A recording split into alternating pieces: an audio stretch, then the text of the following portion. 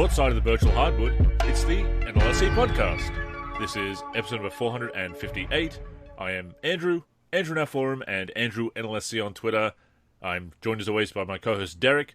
He is D3 in our forum, and also on Twitter at D3G and D384. Derek, we're recording this on Christmas Eve my time, Christmas Eve your time, and by the time it goes live, it will be Christmas Day pretty much everywhere. 'Tis the season. Merry Christmas, my friend. Merry Christmas. Happy holidays to everybody. I hope you're doing well. I hope our community is doing well. And this will be a fun episode, Andrew. There will be a lot of positivity on this show as we will be going over, what we are thankful for in relation to basketball gaming. And then after that, we will be covering our favorite holiday gifts related to hoops gaming. And we also received quite a few community responses to that topic as well. A lot of holiday cheer this week. Only appropriate. No, absolutely. And somebody just posted a message on the Discord asking if anybody wanted to jump on Parsec and play a game. So basketball gaming doesn't stop around the holidays, right? In fact, growing up, for me, basketball gaming was a huge part of the holidays, whether it be Christmas Eve, Christmas Day, the day after, it didn't matter because sometimes our gifts also were related to basketball gaming. So, and I know that's the same case with you. Of course. I mean, my as I've said before, my cousin Clinton would come down every school holidays, so not just the Christmas holidays, which are the summer holidays here in Australia, obviously, would come down every holidays, and we'd play basketball games pretty close to 24/7, I guess, as much as we certainly could, knowing that we had the 2 weeks to play together and then 5 or 6 weeks over summer. So that are so many fond memories of hanging out with my cousin who is around our age and I grew up with, and yeah, just loved playing basketball games over the holidays. And of course, when we needed to take a break from games, we'd go outside and shoot around or try and replicate the top 10 plays of the week in the courtside countdown of NBA action. Yeah. So similar for me, but just with my brothers. It was either basketball gaming or hooping outside. So we had a hoop in the driveway.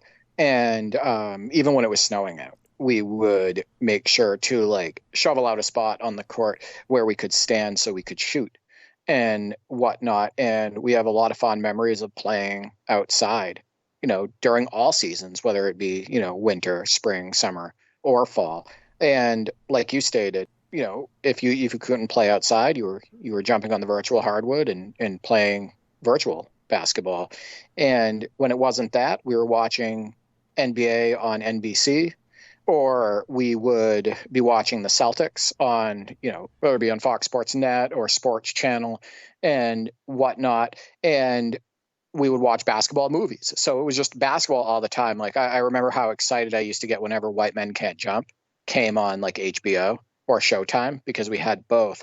And that used to play all the time in the 90s. And when you watched Woody Harrelson and Wesley Snipes in that movie and that, street ball action and whatnot, it made you want to hit the park. It made you want to go to the park and play hoops or play out in the driveway like I did with my brothers and whatnot, because we're so close in age and everything. So it was just basketball all the time. That describes my childhood as well. Certainly my later childhood and early adolescence. Just basketball all the time. As you say, playing either in the backyard, playing then later, of course, playing competitively in the local league, playing video games, watching it, just everything basketball. And when my cousin was able to come down, getting involved, just so much more fun.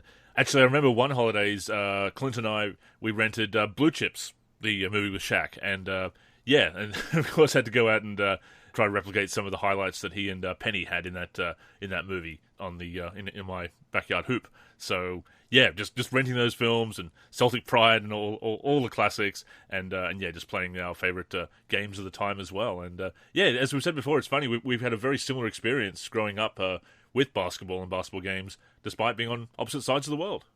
And Blue Chips is a great movie. And that's Neon Bedeau and Butch McRae, so Shaq and Penny, who starred in that movie. And then Nick Nolte was the coach, and slash recruiter, and then Bob Cousy made an appearance and made a bunch of free throws in a row, which he really made on set, even at his age. Just yeah, unscripted and whatnot. I have a lot of memories related to that movie, and like you stated, it made you want to, go out and play, and it almost made you want to go find like an abandoned warehouse to play in or something like that, because you remember Shaq's highlights in that movie. When they go to recruit him and whatnot and watch him play, and it's just like in this really dark gym in Louisiana and whatnot. And in Louisiana, he's just throwing it down on everybody. A lot of memories with basketball movies growing up, movies like Hoosiers, and whatnot, and it all just comes back to the love for the game.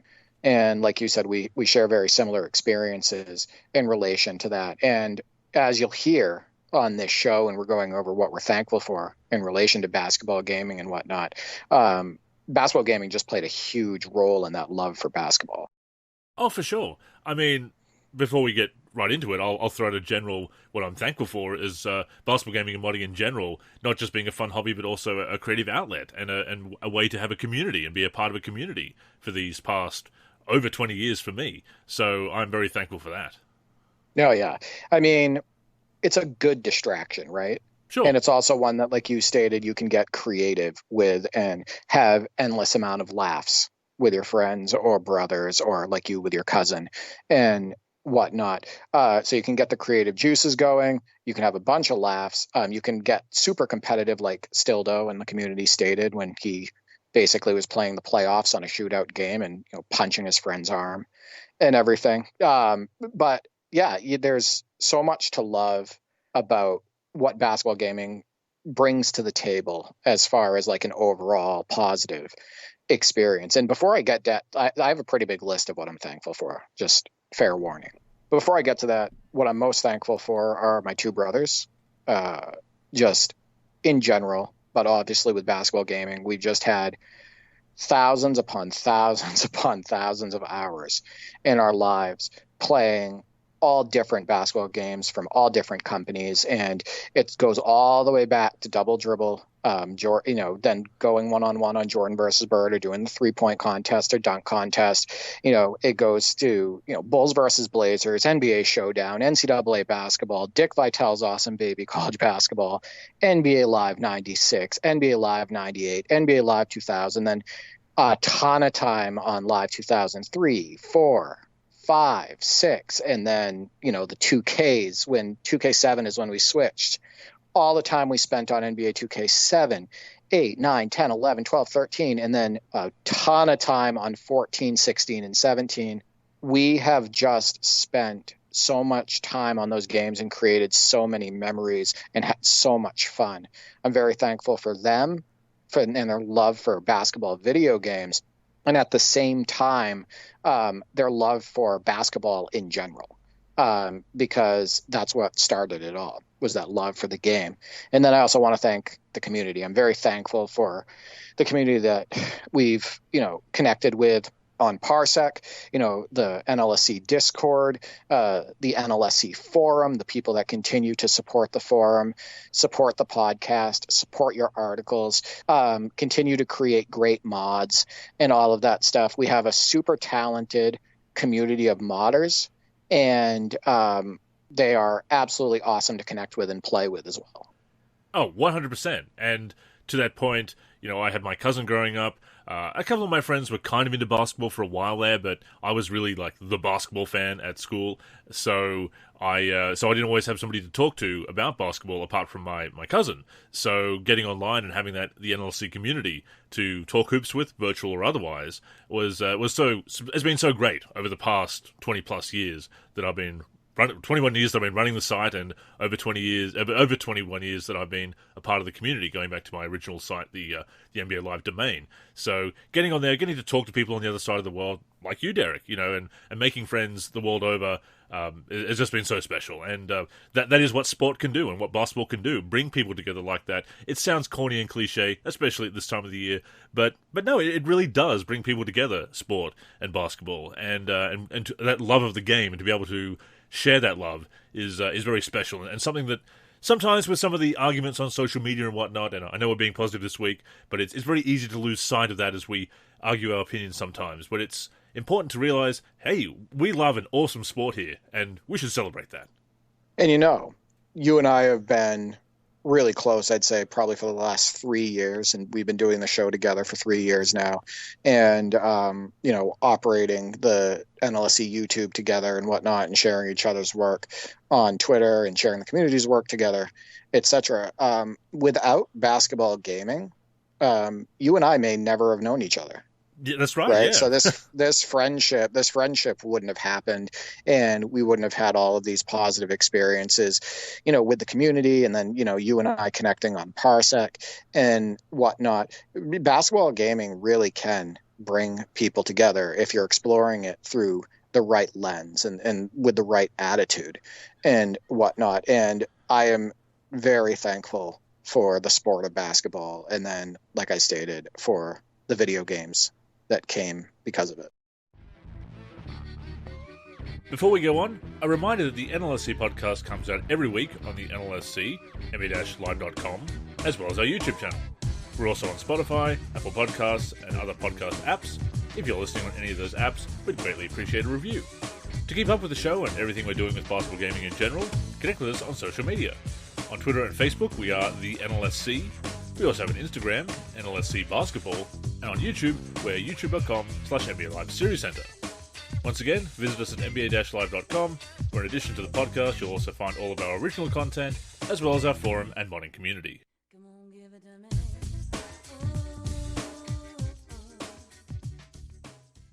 You mentioned double dribble. You got into basketball and basketball gaming a bit earlier than I did. I'm very thankful for Live 95 and NBA Jam Tournament Edition, the Super Nintendo version of 95 and NBA Jam TE on PC. Kind of my introduction to basketball gaming, and I'm not sure that I could have had a better introduction to basketball gaming than those two classic titles. No, that's fantastic. I mean, you got the SimSpace title and the Arcade Space title as your introductions, and two of the best ones. So you can't really beat that. For me, my number one that I'm thankful for is Double Dribble. Like you mentioned, I think it's the title that really brought basketball gaming to people's homes. It made basketball gaming at home popular. That's the way I look at it. It was such a big deal, and I'll never forget being 4 or 5 years old, and my dad's friend Brian would come over, and they would start their double dribble session, I'd say maybe at around 8 or 9 o'clock in the evening, and they would play until it got light out in the morning. That's how much double dribble was loved in my household.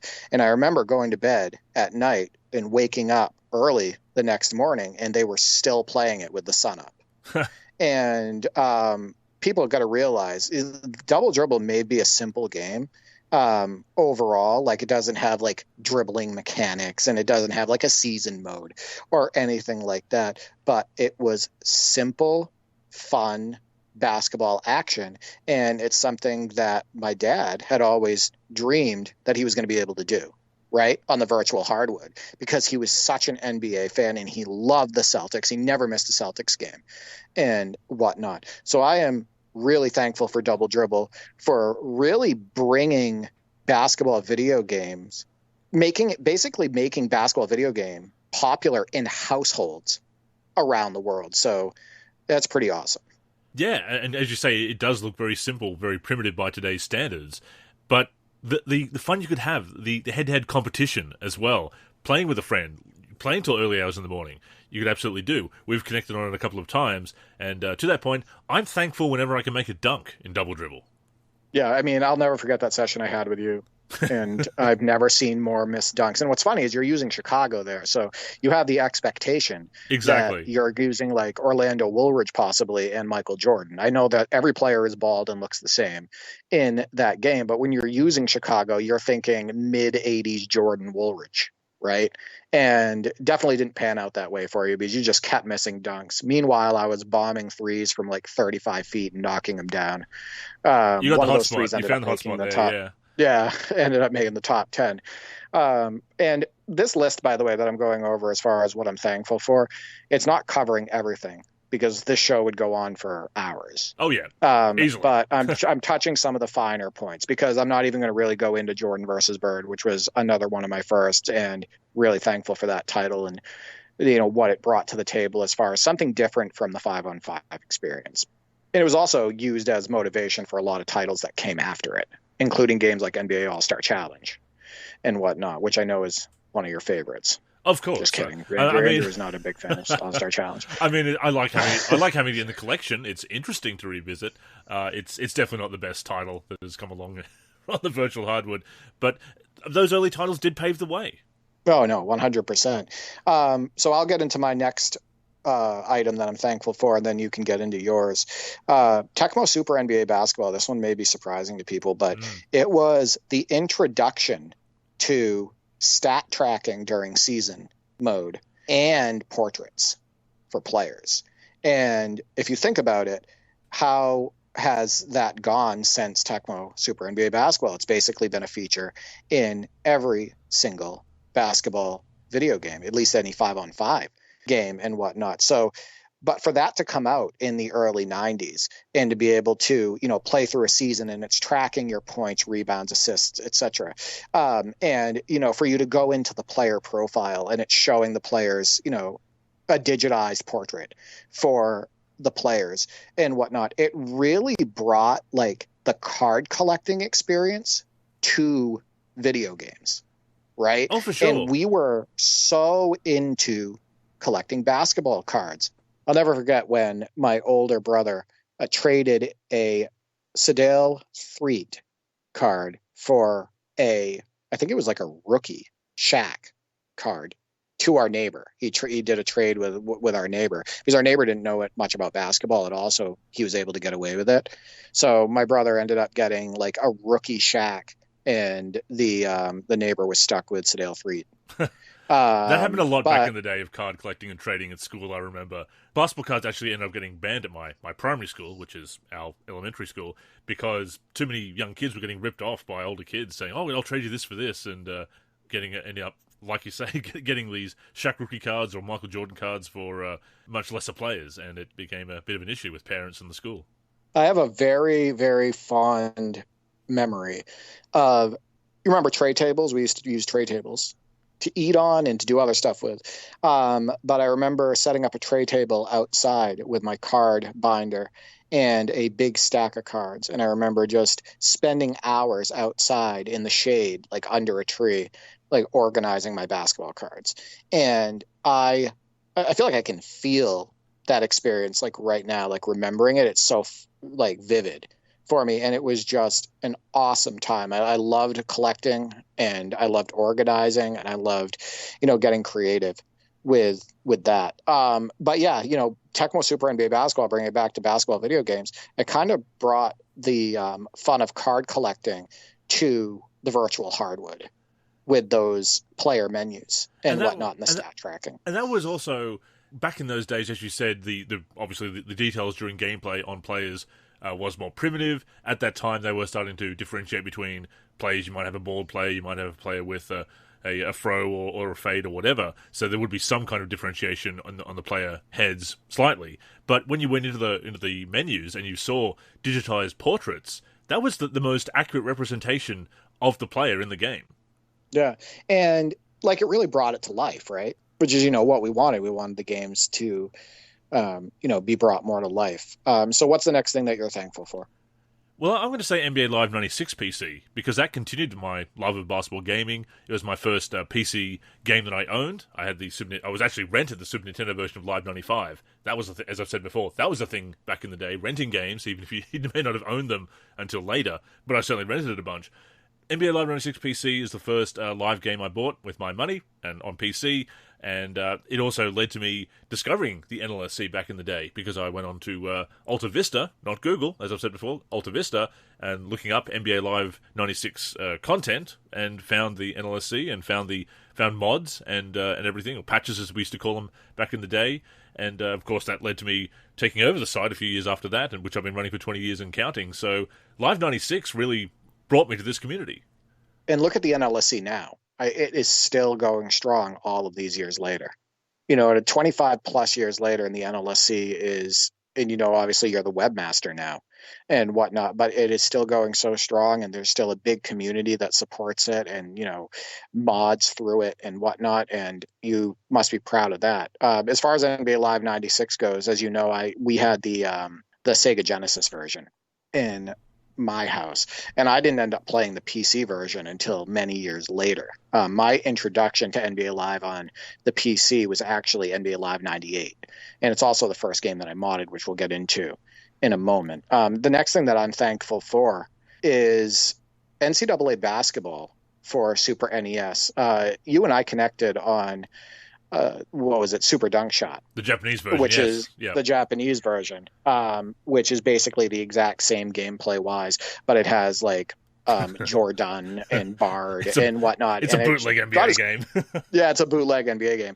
But for me, it was NCAA basketball. And this was my introduction to college basketball video games, which led me to end up playing like Dick Vitale's Awesome Baby College Basketball, NCAA Final Four games, Paul Pierce on the cover, like NCAA Final Four 99, the March Madness games. So this was my introduction to it. I'm very thankful for college basketball games, and I've spent a ton of time on those. But one mechanic that I'm super thankful for, there's actually two that are in this game that I'm really thankful for, that I think is something that is still in modern games that people really appreciate. One, your ability to choose the type of dunk that you complete. And this was kind of unheard of at the time. Shot control, yeah. Yeah, you could choose whether to do like a one-handed dunk, a two-handed dunk, a 360 dunk, or a back slam by doing like a various, combination with the buttons or whatnot. Or I'd have to go back and play it to remember exactly how to do each one. Yeah, it's the D-pad in a certain direction plus the shoot button. Right, yeah. It's a D-pad while you shoot. Yeah, use the shoot button in a certain direction. And at the top, being able to customize what type of dunk you do when you attack the rim. Are you kidding me? In the early 90s, that's amazing. So that was one. The other one was ratings. So this game had like ratings like built into it. And I don't know if it was like ratings or shooting percentages or how they worked that out. But when you went in and you looked at the rosters, like, for example, I brought this up before, Boston College had a center named Hinsey, and they would show like 3-point, field goal, etc. when you go into his player card. And I think his 3-point said 50. I don't know if that was a rating or if that was a percentage or whatnot, but it really reflected how he played on the court. And he would fire away from everywhere beyond the 3-point line and just knock down threes over and over and over again. So NCAA basketball, because of those two reasons, I think are really special in the basketball gaming space. And it was also my introduction to college basketball video games. So we connected on Super Dunk Shot, as you said, the Japanese port of that. The version that I grew up with, which I actually got for my 12th birthday, a friend got it for me. I don't know if he got it secondhand or just cheap at the time because it was a few years old at that point. Got the PAL version, which is World League Basketball, which replaces all the college teams with fictional teams from around the world in a fictional global basketball league. And it's still got the same gameplay. It pretty much just it's got a lot of the same names. I think it just changes them from, again, college teams to cities from around the world. And of course, I played with the Chicago Breeze. My team and Ultimate Team in Live in 2K, I call them the Chicago Breeze in tribute to that. And there was a guard on there, Clayton, and I always remembered him as Adam Clayton, which is funny because there's no first names on the rosters. But then I many years later, I went back and looked at the credits of that game, and there was an Adam Clayton in the credits. So I'm guessing they've just pulled the developer's name, a programmer's name, and used it as that player. But Clayton was a virtual hardwood legend for me, the same way Hinsey was for you. Yeah, Hinsey was my brother Mark, my oldest brother's virtual hardwood legend. Mine was Larson, who was a guard on Georgetown. I always used Georgetown. Why? Because I loved Allen Iverson. They used Georgetown all the time because of Allen Iverson. But Larson could hit threes, and he could shoot very well, and he could attack the basket. And then Naylor was my center. He could sometimes hit a three here and there, but he was really good inside. And then there was Stevens and Cox, and there was Tapp on the bench, who was incredibly effective. Like, I remember my roster. And that's how you know a game was special and it connected with you, is if you can remember these fake players. Yes. And you can create video game legends from them. You know that the game, was a positive influence on you and that it was good.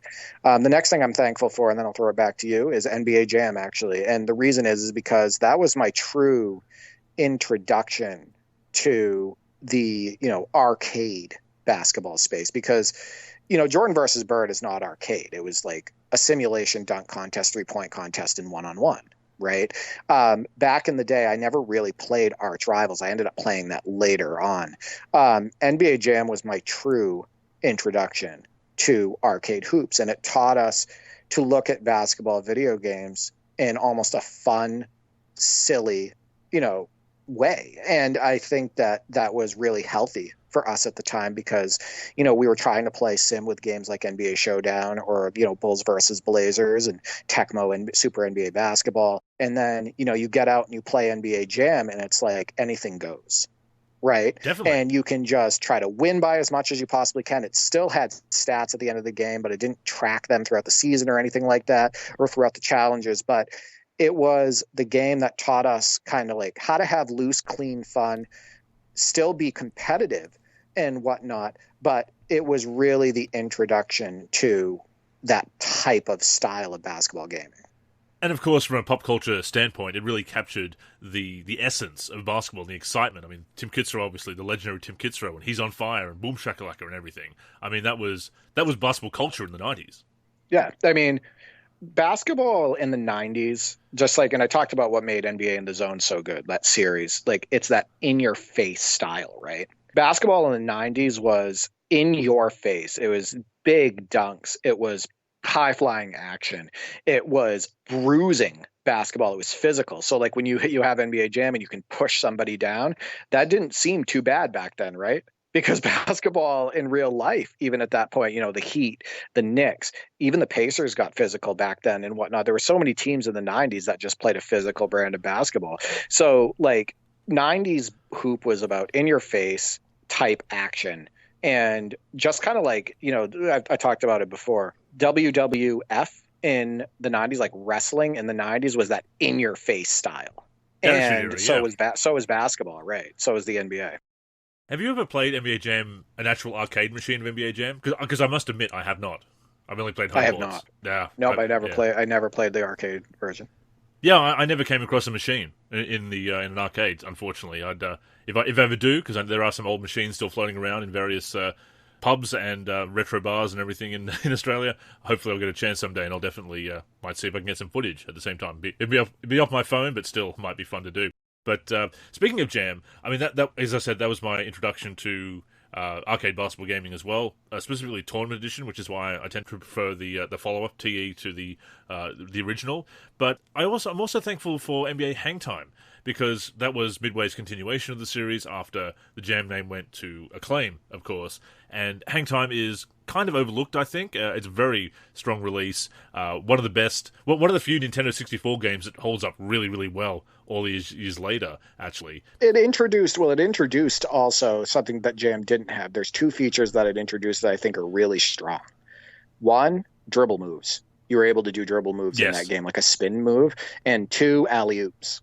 You were able to connect on alley-oops. And I think those were two big features of Hang Time that I really enjoy when I go back and visit that game. Definitely, yeah. No, it definitely advanced the gameplay as well. It wasn't just a small update. Whereas, I mean, Tournament Edition is a great game, but it was an enhanced version of the original, although it actually removes the shattering of the backboard, which and that didn't come back 2 years later, of course.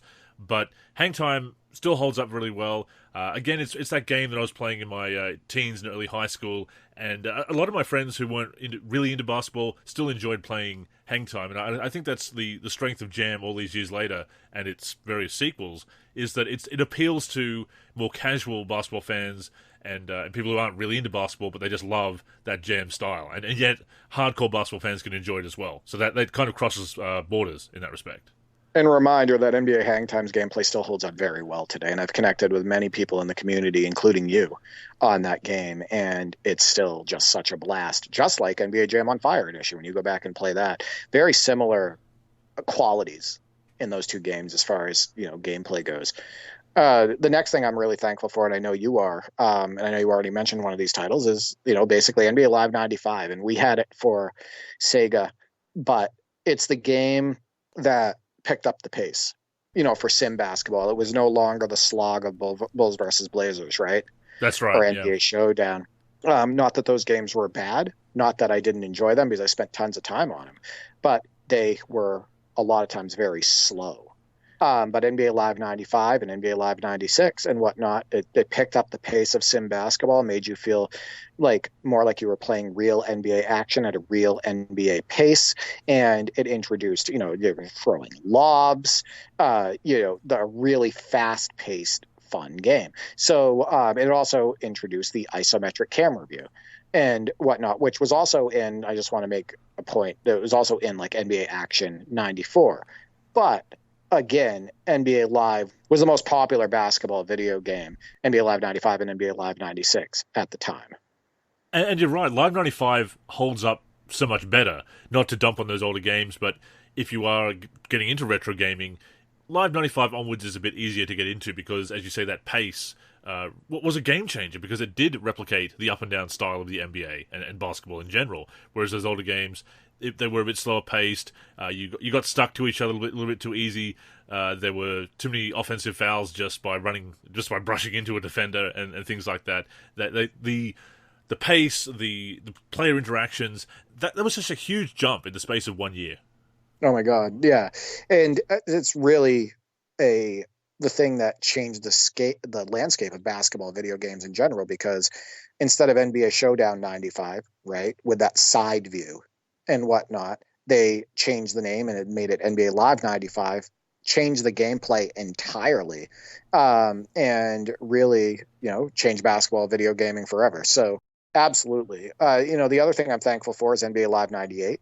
And that's because it was my introduction to PC modding and PC basketball gaming.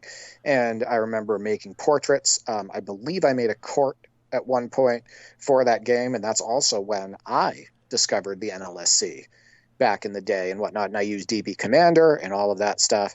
And I know you're super familiar with that. Oh, yes. But I'm very appreciative of NBA Live 98, not only because of its depth and the gameplay being just so fun, and the graphics taking such a big step in the right direction, but really it's the game that got me into PC modding, which is something that I've really enjoyed doing over the last 8 years. Oh, for sure, and I love that we have revisited that a couple of times with those old rosters by Lutz, being able to dust those off years later. I'm still very thankful, actually, that we were able to pull off that Bill Walton play with Larry Bird. Yeah, just so people know, Andrew and I are, love the real game, and I feel like we're students of the game. So whenever we do connect and we're using classic teams and whatnot, sometimes what we're trying to do is recreate scenarios that happened in real life and use players to their real life strengths, just like when we were using the 1983 76ers, the 82-83 Sixers on NBA Live 99. We were trying to use Moses and Irving and whatnot like their true selves. And I was coming off screens. If you remember, I had that big stretch with Andrew Toney where I was just hitting a bunch of mid-range shots with him. That was very Andrew Toney-esque and whatnot. So yeah, being able to complete that Bird to Walton play back to Bird, where I post you up and you're using Walton and I cut baseline and you find me and then I finish it at the hoop. Yeah, that was awesome. But what else are you thankful for? Well, it's come time to mention NBA Live 2000, right? So, I mean, such a landmark release in the NBA Live series, the crowning achievement of the original development team for NBA Live, I would say, the Legends, franchise mode. I mean, that's what developed my love of franchise play. That was something we wanted to see in the game for years, right? The ability to play multiple seasons. Now, Live 99 PC did include that, and it did have player development, but there were no new rookies coming in, so it was a kind of a limited multi-season mode. But then they just went all out the next year in Live 2000 PC, bringing that in. You had the Legends, you had Michael Jordan in the game, finally, after he'd retired. We thought for good, but no, came back a year later after that. But nevertheless, he was in the game, along with all these other legends. Officially, that gave us such a head start on mods, obviously, but even just as with the vanilla game, being able to play with those teams was so fantastic. And franchise mode playing through that, and Clint and I would be simulating seasons years into the future. And it's funny that we're almost at the end of that original franchise mode. Like that's 25 years of franchise mode. We're almost at the end of that now. It's kind of mind blowing to think that. Andrew must be looking at my list again because NBA Live 2000 was next for me too. Yeah, I mean, before I even get into NBA Live 2000, there's one thing that I forgot to mention. NBA Live 96, I am super thankful for this game. And one of the biggest reasons is it's the first season that I ever had with my brother Nick where we used Legends. Because remember, you could unlock Legends in the Create a Player. And I remember us putting them on the same team, and we jumped into a season. And it was our first time ever putting a Legends season together and playing co-op. That's where it all began. So that's where it all began. So that's way back with NBA Live 96. So super thankful for that because guess what? We're still doing those Legends co-op seasons today. We had 2 games we played last night on NBA 2K23 for the Series X with a lot of the same players that were in NBA Live 96. So all of these years later, we're still doing it. NBA Live 2000, we're super thankful for that because not only did we play it on PC, which was just the best experience, but it was the start of our fantasy draft seasons against each other, me and my brothers. And we're still into that today.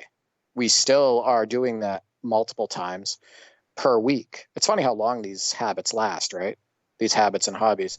But NBA Live 2000, we would all control a team and we would do a fantasy draft. And I remember my brother Mark always trying to stack his team with tall players. So we'd have like George Marason at center and Sean Bradley at power forward and stuff like that. I always remember trying to get Jason Williams to be my starting point guard in the draft and whatnot. And we would sit around, because you remember what computer gaming was like back then. It was like a CRT monitor that was like probably a 15-inch screen, something like that.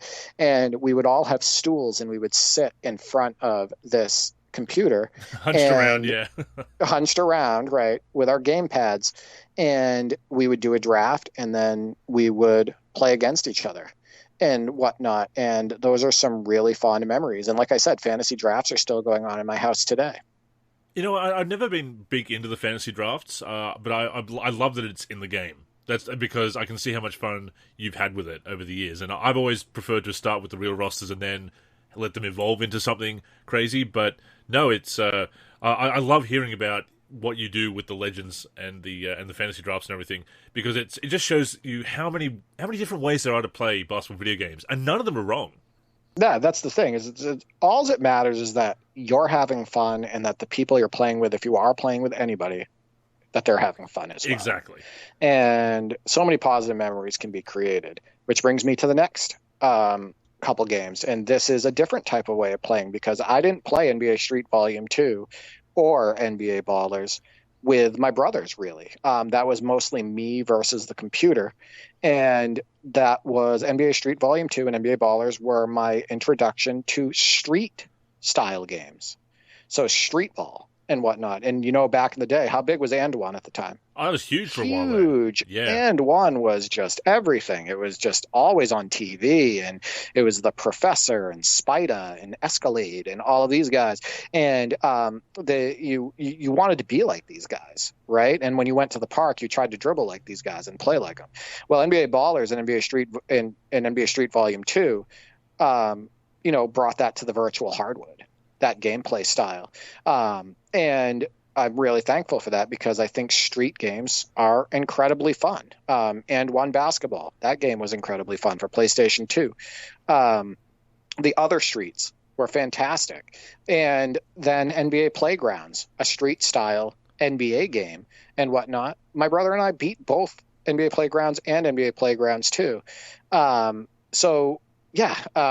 introduction to street basketball games was excellent. And what I really appreciate about the NBA Street series is that it's obviously taking some cues from NBA Jam, because NBA Jam was the template for excellence in arcade basketball games. But it was still doing its own thing. It found its own voice.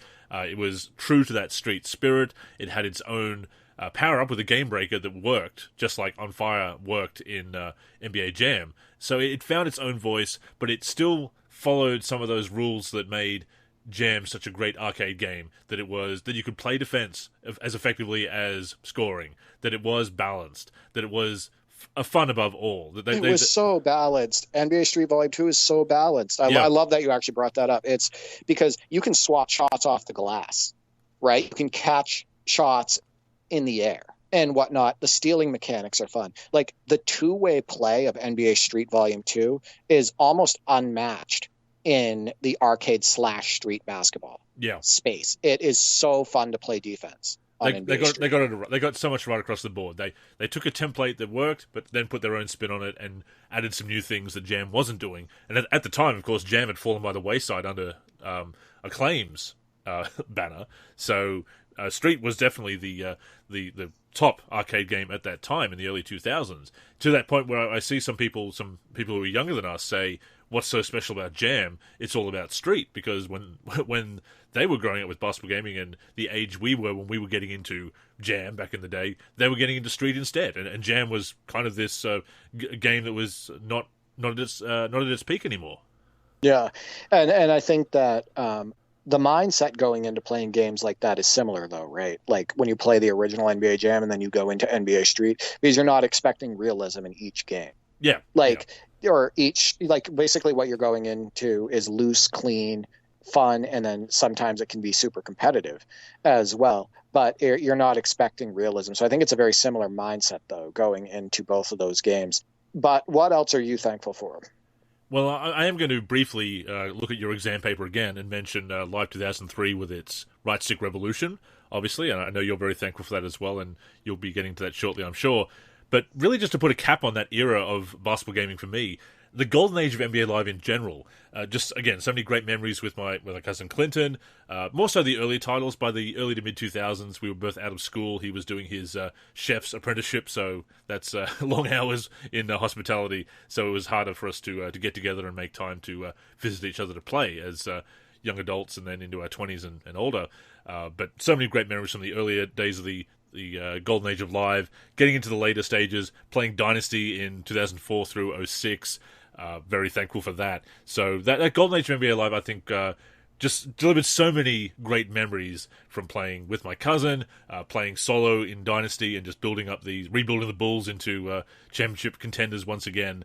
So yeah, that's if you got into basketball gaming later than we did, you may not realize that there was a time when Live was rightfully considered the premier brand of sim basketball, and the golden age of NBA Live bears that out.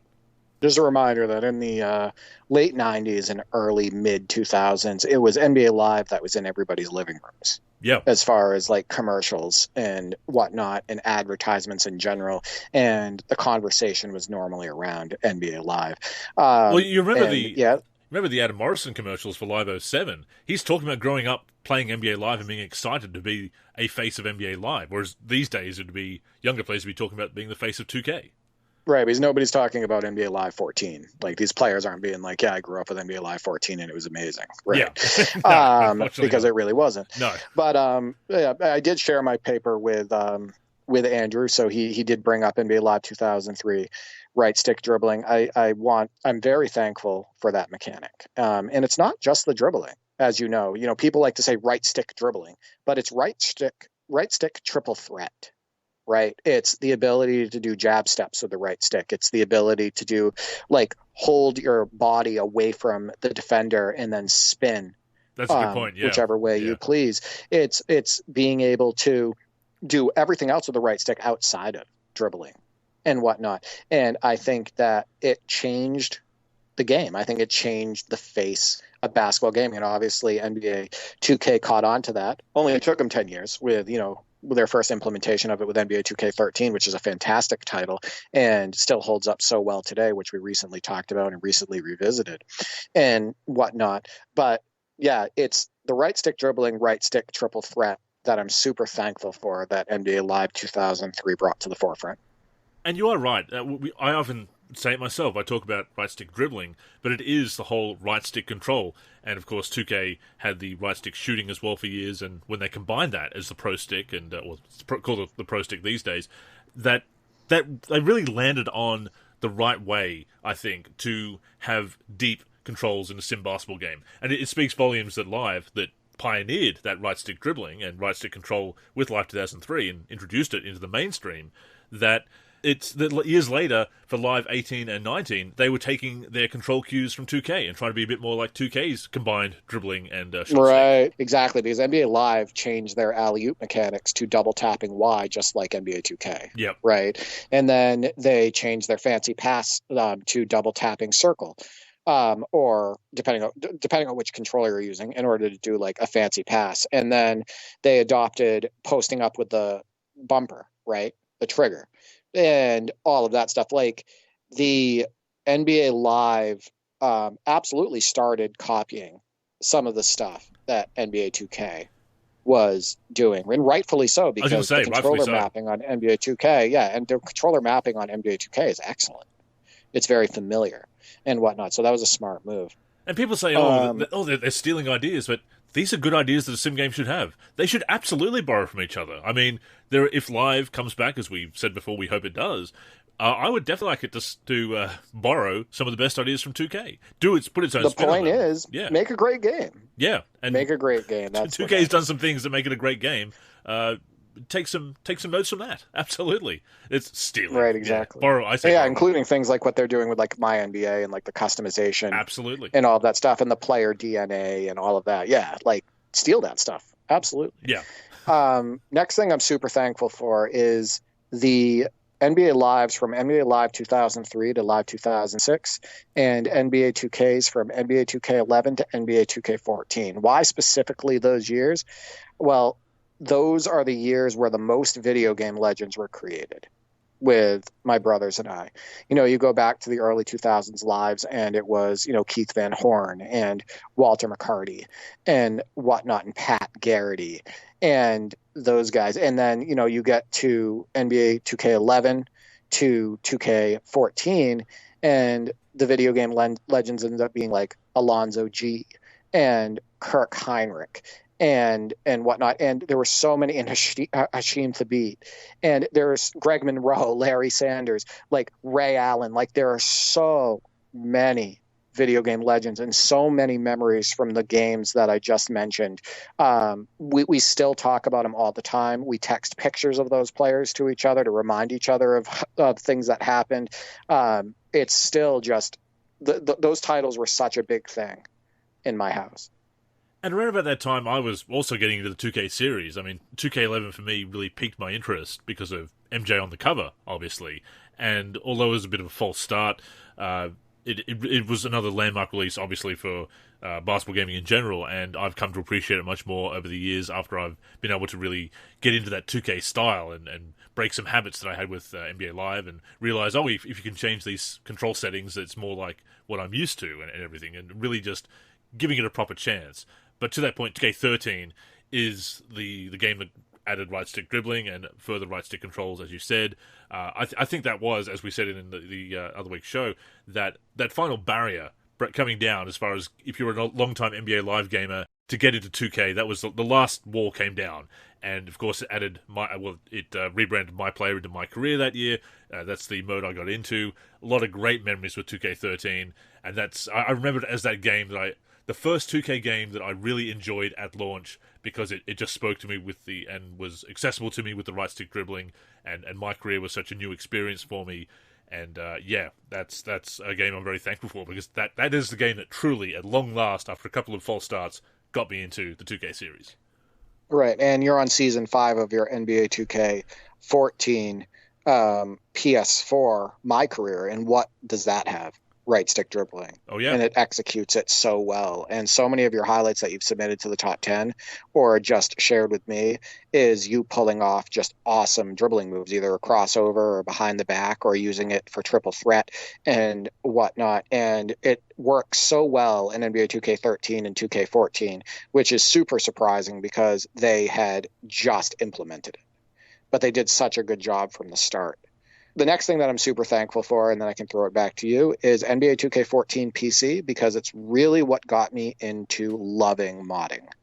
I modded NBA Live 98, but not that much. Took a huge break from modding all the way up to NBA 2K14, and I absolutely fell in love with it, mainly because of the UBR and then the URB, and then all the great the college mods and all the mods that were being created for NBA 2K14, and then how accessible modding was even for a beginner with programs like RedMC and whatnot, which was created by Vlad and whatnot. And then like all of the tools that the community was creating and the tutorials and all that stuff. I fell in love with PC modding, and I spent tons of time making rosters and mods for NBA 2K14, and those mods are still on my PC, and it was just a huge deal. And now I've been modding for 7-8 years because of NBA 2K14. And then lastly, NBA 2K14 for the Xbox One and PS4. It's really the next gen title that wowed us the most, isn't it? The transition from PS3 to PS4, NBA 2K was so massive in the graphics department. I know that Diaby's 2K is a huge fan. He's a member of the NLSC community and modder. He's a huge fan of the graphics in 2K14, as are so many. And they're still some of the best in video game history today. And it was such a big jump, and it made me realize the possibilities of how good these basketball video games can look. I think it's another one of those really impressive, one of the most impressive next-gen jumps, quite easily, that the PS4 Xbox One version of 2K14. And I'm obviously very thankful for that. As you noted, I'm on year 5 of my career. It continues to be part of my rotation, continues to be a blast. So I'm thankful for that. But I'm also thankful that it retroactively taught me the importance of giving games a second look. Because for a long time, I overlooked that game. I didn't feel it at launch. I did have that sourness because of the some of the pot shots that the 2K developers were taking at live at the time, which not inaccurate, but at the same time felt very bullying to me and not very cool. So I was a bit soured on the brand at the time. I was still very much in love with 2K13, if you will. I as much as impressed as I was with the previews of 2K14, I perhaps wasn't quite ready to move on from 2K13 because I was enjoying that so much. And that's a weird phenomenon. I think we should talk about that at some point. Not feeling ready to move on to the the next game yet, but 2K14, I went back and gave that a second look and just fell in love with it, as you know, and as I've talked about on the podcast before. So I'm thankful that it taught me the importance of giving the games a second look with fresher eyes, and that you can give these games a second chance, and you'll find a new favorite retroactively. Yeah. I also want to point out NBA 2K11 really quick before we move on. I'm very thankful for that game because it brought Jordan back, and it brought Jordan back in style. And it also brought a new level of realism to basketball gaming over NBA 2K10, which I still love, but NBA 2K11 was a more realistic simulation definitely of the NBA. And it also, NBA 2K11 also brought us the classic teams and whatnot. So like a lot to be thankful for 2K11 wise. My controversial comment for this episode, and I know we're doing positivity, maybe not controversy this week, but NBA Live 10 I think has more fun gameplay than 2K10, even though 2K10 looks a lot better and has better animations. I can agree with that. It depends on what mood I'm in. Yes. I guess it's that. It's like, because NBA Live 10 has obviously the amazing right stick dribbling and right stick triple threat. And it also actually has a better post game at times as well than NBA 2K10.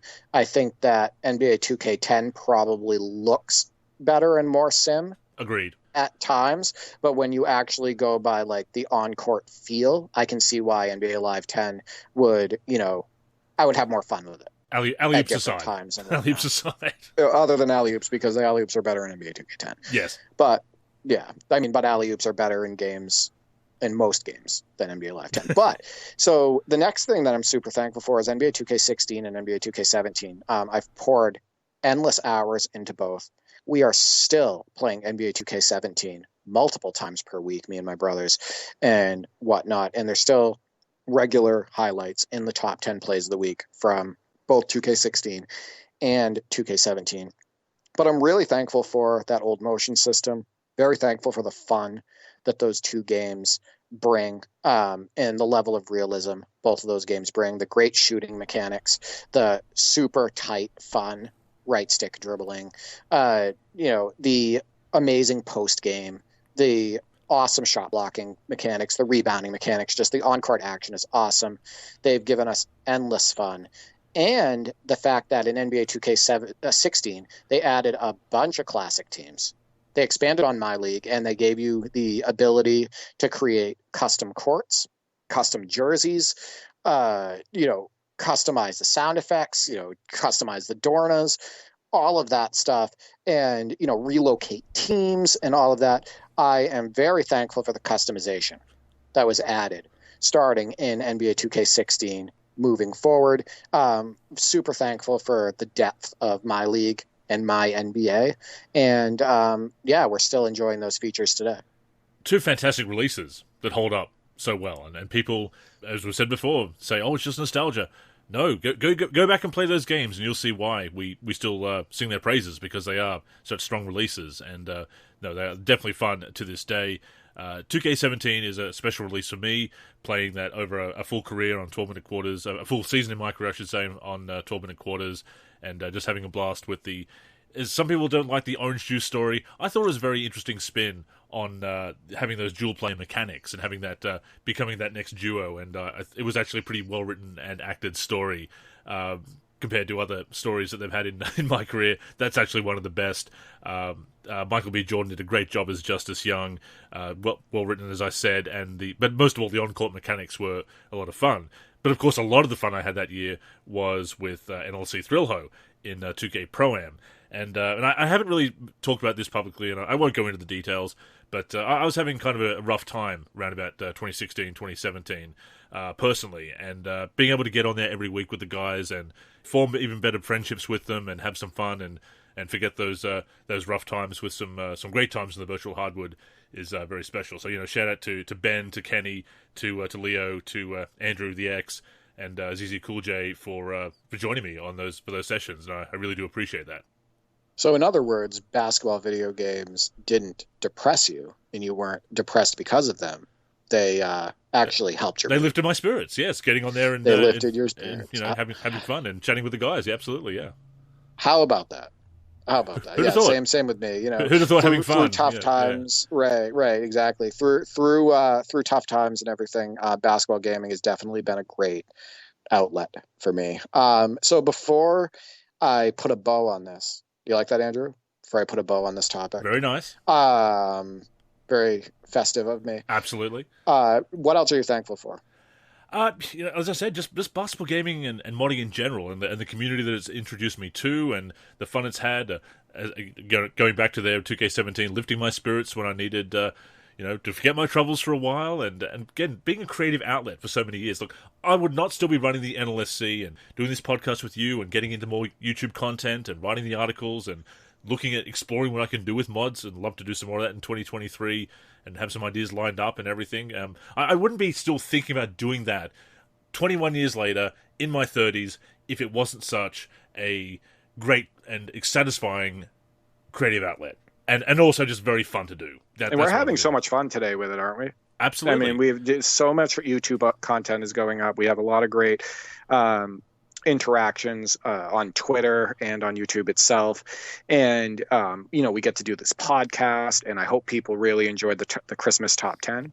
Oh, I'm sure. That, I mean, we're recording this and it hasn't been released yet. But by the time you listen to this recording, it will have been out. And I was super pumped about releasing this, and I hope you really enjoyed it. The last couple things that I'm thankful for is, and these are just kind of like one-offs, great rebounding mechanics. I always thought that the rebounding mechanics in NBA 2K was strong. It's something that they've stayed strong with over the years. Sure, every now and then offensive rebounding can be a little bit overpowered depending on the game you're playing or if you haven't messed with any of the settings. But I'm very thankful for really strong rebound mechanics in the 2K series. I'm also very thankful for the classic and all-time team content in general, just because those are things that we can mess around with, right? We can move those players. We can edit those players. We can create rosters from those players and whatnot. And they've added the ability to, swap, player export and import players' DNA. And that's another thing I'm thankful for, because I think it helps roster makers a whole lot. In order to, expedite these projects and get these projects out for the community to enjoy.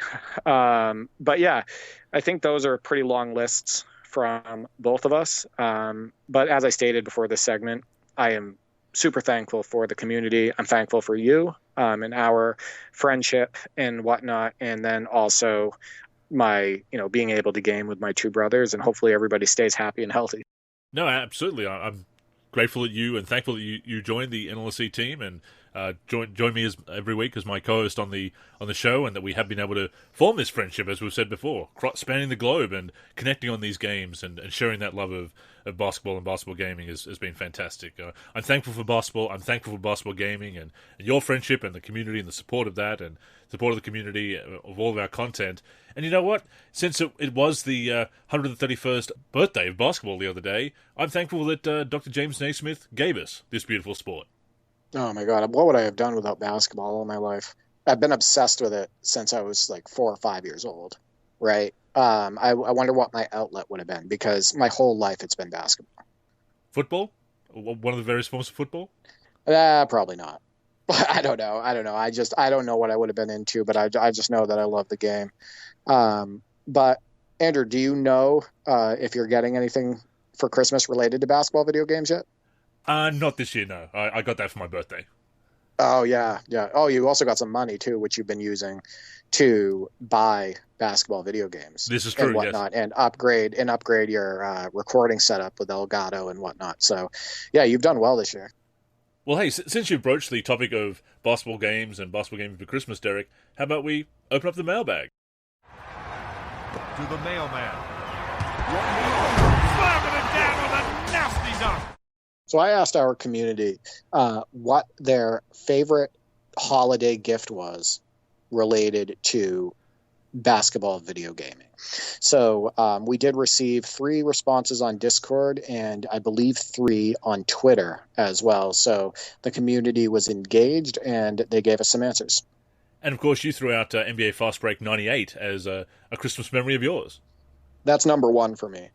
We were blown away. So Christmas that year, we got PlayStation 1 and NBA Fast Break 98. I want to say that was the only game we got with it as well. And we were floored with the graphics, with the gameplay, with the presentation. It screamed NBA action for us. We thought it looked the most real life that you could ever make an NBA game look. Obviously, we know now that that's not the case.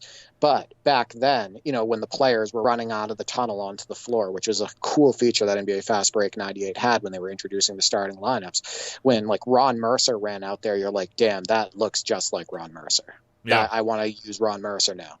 And whatnot, and we just spent so much time with that game. I remember us playing it that day through all hours of the morning. I want to say we played it until it got light out. And of course, that once again is the first 2K for a lot of people. For us, it was like the first 2K because that was made by Visual Concepts. So yeah, we were floored by it, and I just remember us being so excited about the realism of that game. I mean, it holds up. It's a pretty good game for its time. It's up there with Live 98. It is. It's absolutely up there with Live 98, and I can go back and forth and play both of those games and still have fun even today. So what about you? I've been trying to think since you put the prompt out, because a lot of the games I got for my birthday in October throughout the years, or I bought with my own money. So I was trying to remember what I got basketball gaming wise as a Christmas gift, and I'm not sure that anything in my collection was, but I do remember in I think it was 2000. Or might have been actually 1999, probably. I got an action replay for Nintendo 64, which is the PAL version of the Game Shark. Actually, the Game Shark is the NTSC version of the action replay. It comes from the UK first. But anyway, so that gave me the cheating device to finally start messing around with games on the N64. And I remember Clint and I going through and trying to make up our own codes for NBA Hang Time on N64 and finding a few different codes that you'd input that, and you'd always get, if you'd input the right code, you'd always get the desired hair color for Dennis Rodman and other various enhancements, always on fire and things like that. So that was kind of some console modding that I did. So I think that's probably the Christmas gift that I remember getting that's kind of basketball gaming related. I don't think kids today will ever understand the excitement of cheat codes. Yes. From back in the day, searching cheat code websites and putting in like your AOL search or something like that. You putting in the search tab like NBA Jam cheat codes or NBA Live 2000 cheat codes or something like that. And then you find out that you can unlock legends that were in the game without having to go through the grind to get them, whether you had to get them through like a mode or complete like a playoff or something like that. Like you could just get them using the cheat codes, and it was so cool. And that would still be great today, by the way. Oh, for I just sure. want to point that out. And if you actually think about it, locker codes are not cheat codes, but it's kind of scratching a similar itch. It's that, right? Yeah. It's kind of a continuation of that. What about the disco court you can unlock in Kobe Bryant in NBA courtside? There you go. So yeah, like, well, I mean, I was using cheat codes all the time back then. Of course. I'm not going to lie. I can't even remember all the ones that I used. The other one for me was NBA Jam Sega CD. It was a different soundtrack than the Super NES version. And we got 2 games for Sega CD. We got Sewer Shark, which came with the console, and then we got NBA Jam. And we played that game for endless hours. Like I said, I'll never forget how blown away we were by that game. Our dad would not allow us to play it for more than 45 minutes because he said that we could fry the TV because the graphics were so powerful. That was a thing, people. Back in the day, there were families out there that thought that you could burn out the TV by playing these games for too long. Anyway, so we would play it for like 45 minutes to an hour and then be told to shut it off. And then we would be like, can we play it again? Can we play it again? You know, we want to be able to play it again. And then we would be allowed to play it again for another 45 minutes or an hour. But it was the soundtrack to that game. It had that same NBA Jam fun gameplay and everything. And we were playing it off of a CD, which we thought was super cool because it was Sega CD. So that made it even more special. So that was the other one. And then I know you're thankful for Sewer Shark as well. Sewer Shark is an amazing game. And by the way, I just beat that again this year. I revisited it, and my brother watched the whole time because it's fun to watch. And I beat that game. Really fun gameplay, really cheesy, bad 90s acting, but it's a really good game. And my last Christmas memory was NBA 2K for the Dreamcast. It's the first time that I actually started making highlight reels. I would play the original 2K. I thought the graphics were just unbelievably stupid realistic, like just so good. And I would play a game, and when something happened, I would go into the instant replay and I'd put it in like slow motion, and then I would record it off on like a VHS tape and whatnot. And then I would do a compilation of highlights on that VHS tape. And it was actually, you know how I make YouTube videos today? That's kind of what I was doing back then with the original 2K, but with VHS. So yeah, I've been doing this for a while. No, it's funny to look back at the origins, isn't it? And when you look back at us being such big card collectors back in the 90s, that feeds into the whole My Team concept today. Oh, yeah. 100%. I think that people don't understand how far back a lot of this stuff goes. And, you know, the origins of what started a lot of the things that are in the video games today. Like I mentioned earlier, Tecmo Super NBA Basketball, portraits and stat tracking, right? Look what that is today. It's still being utilized today. It's just been enhanced. But moving on to the community's responses now, Vin, on the subject of NBA Fast Break 98, also known as NBA Action 98 on PC and I believe the Saturn release, remembers asking for the game because a quarter of Jordan's body was on the cover and thought he was going to be in the game. And yes, if you do look very closely at the cover, you can see the a little bit of MJ on the cover.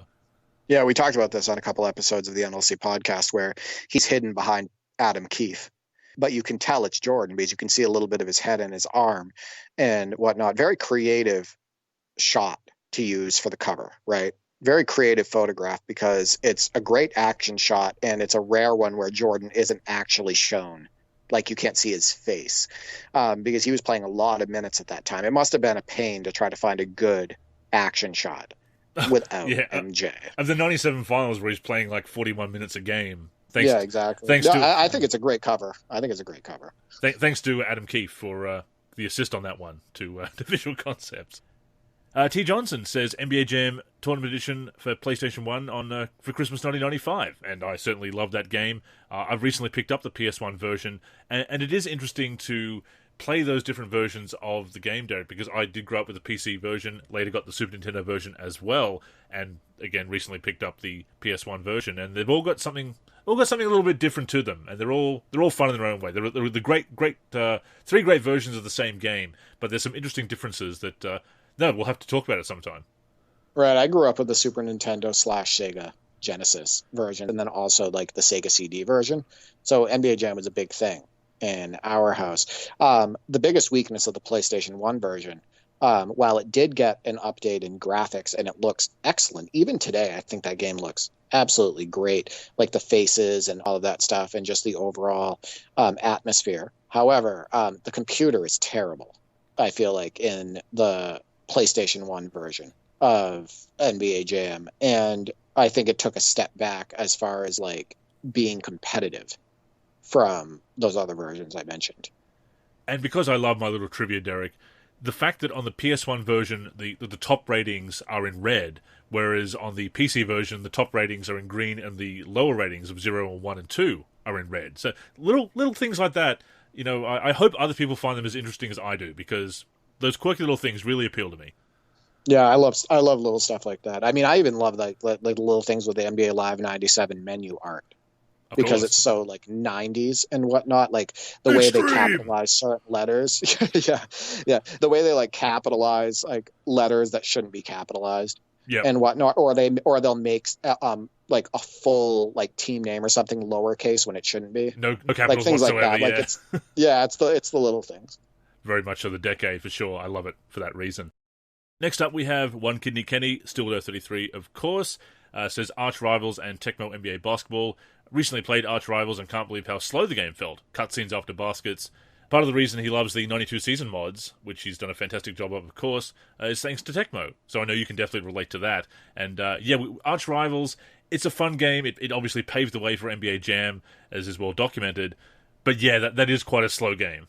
Yeah, those cutscenes are the deal breaker for me a lot of times with that game, because I think it's ridiculous that it happens after every basket and it just destroys the flow of the game. It's a great game otherwise, like it's a fun arcade style basketball game, and that kind of was the first NBA Jam in a way. That's kind of what led to NBA Jam, because it was two on two full court in Arch Rivals, except you were just punching people instead of pushing them.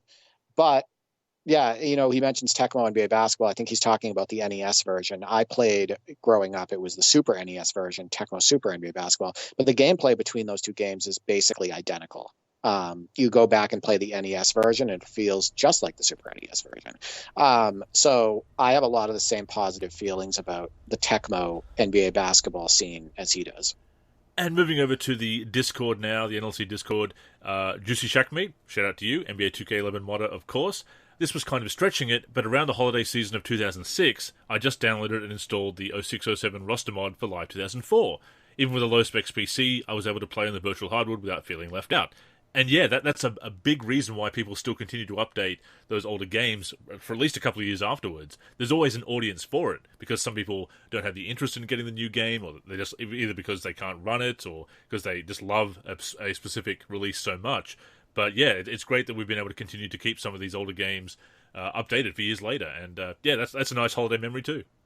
It's one of the reasons why games like NBA 2K14, 13, and 12 are still so heavily modded and still popular. Definitely. Because a computer, so if somebody doesn't have enough money, or they don't want to upgrade their PC to a newer model and whatnot, with a newer graphics card and newer processor and everything, they can use a computer that's 10 years old or more and run those games. And they can run them on medium or high a lot of times, even on something that would be considered a poor gaming PC today. So, and those games are still great, right? He mentioned Live 2004. You and I revisited it recently. My brother and I have a Legends season going on. That game is still super fun.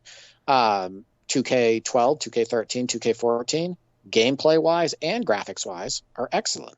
So, I think those are... We've talked about it so many times about the reasons to go back and play some of these games and the reasons why you can still have fun with some of these games. One of the things that's helpful is that pretty much any system, any PC can run them, one. And two, there's no cost. right? Like you have your base cost to the game, and then you can just have fun with it. Next up is Murat, also known as Badger in the forum for a while there. Live 2004, his first game with the original CD, bought around summer 2007. Remembers having over 1,000 screenshots, unfortunately lost all of them when his PC died. That's some dedication to virtual hardwood photography there, Derek. I absolutely hate hearing the stories about people's PCs dying and them losing their screenshots or videos and whatnot, or like rosters they worked on. I just feel so bad because, I've had huge roster projects before that I created, like on NBA 2K16 and NBA 2K17. And the thought of losing that data or having the data corrupted, or, the memories too, like through videos and screenshots. If I lost all of that data, I would be so upset and so sad. I hate hearing stories like that. I feel bad. And finally, Omoli91 says, my favourite, and maybe only, basketball video game gift was a new PS1 with games. One of those was NBA Live 2001. During that Christmas, my dad and I played Lakers vs. Pacers 12-minute quarters. Thinking about it, it was strange since my dad didn't really play video games. Perhaps watching me being over the moon with a new console and playing a new sport that I began enjoying made him want to share that moment with me. And that's a really nice memory. I mean, I think of times when my dad jumped on the sticks with me to play basketball or other games, even if he wasn't my dad does play video games, as I've said before, even to this day, mostly strategy games, real-time strategy games, Empire Earth and whatnot. But he would get on there and play basketball games with me as well, and I think that's a big part of being a parent, obviously, is sharing in your kids' joy like that, and thank you for sharing that with us. The fact that your dad is 60-plus years old and still playing video games just means that you and I are probably going to be that age and still playing. I'd say as so, well, yeah. Because, if we love it this much now, we'll definitely be playing, at that point. He brought up, playing with his dad and whatnot. That's one of our fondest memories growing up, is playing video games. He introduced us to him, right? To basketball video games. He introduced us to Double Dribble. He actually passed away in 2020. But we have a lot of memories playing, Double Dribble with him. And I remember sitting at the end of my bunk bed in my footy pajamas playing Jordan versus Bird with him when I was like 4 or 5 years old, doing the 3-point contest and whatnot. We played NBA Fast Break 98, NCAA basketball, the original NBA 2K, like all of that stuff I played with my dad. He actually had this obsession for like 2 months with Dick Vitale's Awesome Baby College Basketball for Sega Genesis. So we played that a ton. And that game actually has very similar gameplay and aesthetic to NCAA basketball for Super NES. In fact, it's like a brother of it. Like when you actually play that game, it has the blue crowd and everything. I would say that playing with family members, or like you played with your cousin, me playing with my brothers and whatnot, it is the ultimate experience. I think that you create the most memories that way, and those are the moments that are the most special. Absolutely. I mean, look, I've got a lot of fun memories just playing, just enjoying it as a solo activity, playing Dynasty in Live 06 and Live 2004, or my career as well. But being able to jump on there with the guys for NLSC Thrill-Ho, playing with my cousin, having my dad get down and on the floor with me and play some games back in the day or around the PC, and just just making it more of a social activity, if you will. And of course, even in high school, when some of my friends weren't really into basketball anymore, but they still enjoyed playing NBA Hang Time. Gaming is far from it can be a great solo activity, but it's obviously a great social activity as well. And it's brought us a lot of joy. It's really fun to reflect on that at this time of the year, and obviously a lot of Christmas memories tied up in that as well. No, absolutely. To wrap this episode up, I just want to thank the community again. I'm very thankful for you and, your support for our content and whatnot. And, all the mods that you've created, rosters you've created, the stories and highlights that you've shared and everything. Thank you for being a part of the NLSC, and, thanks for being a positive part of what both Andrew and I do on a daily basis. Absolutely. Thank you so much for your support throughout 2022. More fun is coming in 2023, so please stay tuned. With that being said, that has brought us to the end of this week's show. As always, we thank you for tuning in and invite you to join us again next week, either on the NLSC, nb-live.com, our YouTube channel, or your podcast app of choice. In the meantime, please connect with us on social media.